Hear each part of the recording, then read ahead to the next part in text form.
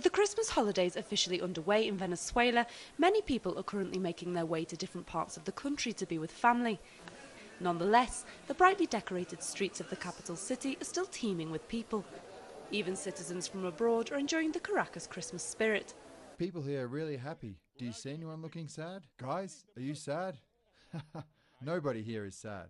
Venezuelans are not known for being unhappy, but the government's Happy Christmas plan, rolled out at the beginning of November, has also had a hand in making sure that Christmas 2014 goes off with a bang.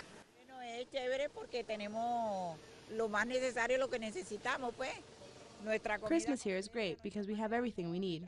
We have all our traditional foods, ham and olive bread, hallacas, toys for the children, our traditional Christmas salad, and it's all thanks to the government, which has helped to make sure that every Venezuelan family has a Christmas in their home. Traditional Venezuelan food is not the only thing to have been guaranteed by the government's Christmas plan. Alongside the usual Christmas lights and decorations, there have also been free music and cultural events across the city.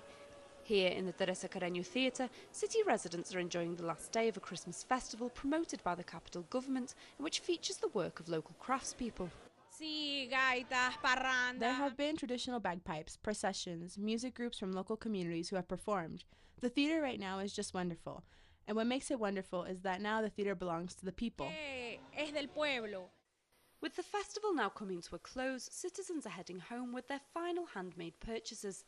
They'll be opened at midnight on December 24th, when the country traditionally celebrates with a Christmas dinner, surrounded by family and friends.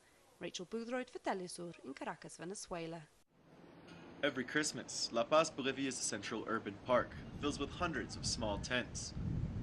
The overwhelming majority of La Paz's economy is comprised of small-scale producers and vendors, and the annual Christmas fair is a microcosm of those who drive the city's economy. Here, you can buy things for up to 50% less than in stores. These are our own products. These things are handmade. Almost everything we do with our own hands. Residents flock to the park to buy Christmas gifts and decorations, directly benefiting the small-scale vendors who live off of the sale of their products. This is a very clear reflection of our economy. Adrián and his wife Rosario are some of the thousands of Bolivians who come every year to the Christmas fair to make their purchases. Here, they have really beautifully handmade crafts. I'd like you to see the baby Jesus faces they are selling. They are really beautiful. In the park, many of the same vendors will return in January to sell their handmade products for a festival known as Alacitas, as one of the city's largest public spaces once again is transformed into a beehive of locally based small-scale economic activity. Reporting from La Paz, David Doherty, teleSUR.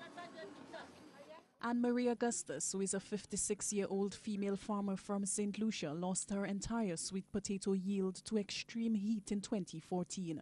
She says the effects of climate change, such as warmer temperatures and extreme weather events, are wreaking havoc on local families like hers. This year, I think burn, but I think small sun.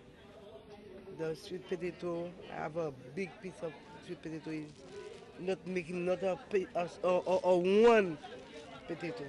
When St. Lucia's Sustainable Development Minister addressed climate talks in Peru, he said he was speaking on behalf of people like this farmer. The increasing frequency of extreme weather events retards our developmental progress as we find ourselves in a constant cycle of rebuilding, rehabilitating, restoring, and recovering, as opposed to developing and building resilience. Husband and wife Jeanette and John Francis have been fishing for 3 decades.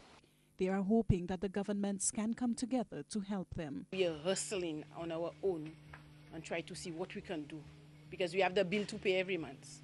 I believe that the input of government will help us better. Dr. Fletcher also informed the Peru talks that the cost of the impacts of climate change have already brought the economic resources of Caribbean nations to near breaking points. There is an urgent need to boost climate change resilience and to combat the effects of climate change. The resolve is present. What is needed now is the funding to make this possible. Alison Kentish for teleSUR English in Grosely, St. Lucia. After 1 year of Honduran President Juan Hernandez's mandate, there has been an increase in privatization, militarization, and budget cutbacks in public services.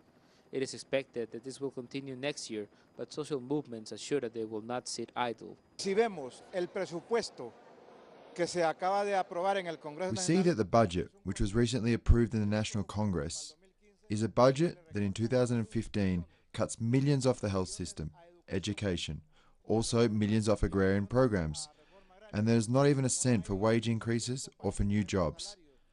And as a response to this national budget, there is going to be a great deal of social protest, but also there's going to be strong repression, and that's why the government are preparing themselves with the militarization of security forces. Y hacia ahí es que se están preparando ellos con la militarización. However, in the last 2 months of 2014, new platforms have been created in Honduras. The Campesino Women Platform has been demanding sheep credit and for true agrarian reform as obtaining the titles of the land they have been working. The platform of public workers faces the privatization of public services and the dismissal of more than 8,000 workers. Also, the opposition National Resistance Front is calling on people to go out to the streets, and the opposition political parties have placed unity. If we continue in this path, it is going to be a dictatorship. When there is a dictatorship, people don't have the right to an opinion, and we think along with the three opposition political parties that this is going to get worse.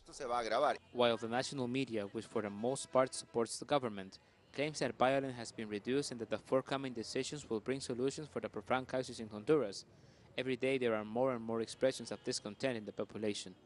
Gerardo Torres, teleSUR, Central America.